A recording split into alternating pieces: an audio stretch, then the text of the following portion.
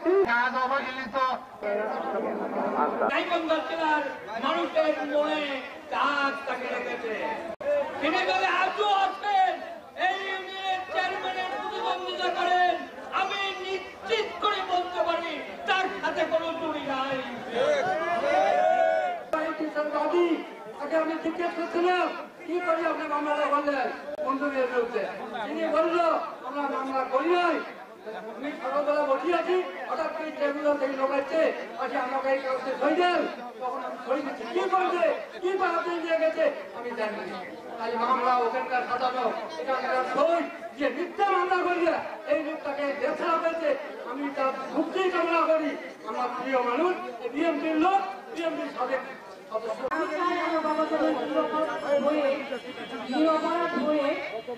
দেশের মাটিকে পা রাখে, এর জন্য আপনাদের সবার সহযোগিতা আমার একান্ত কাম্য এবং আমাদের পরিবারের সবাই কাম্য। আমার বাবার যারা রাজনৈতিক অঙ্গনের যারা বন্ধু আছেন, শুভাকাঙ্ক্ষী আছেন, তারা আপনারা সবাই আমাদেরকে সহযোগিতা করতে গেলে করেছেন আমি জানি। মেন্টালি অনেক সাপোর্ট দিয়েছেন, তার জন্য আমরা চিরকৃতজ্ঞ থাকবো এবং ভবিষ্যতেও আগামী দিনেও দিবেন এই আশা আমরা রাখছি।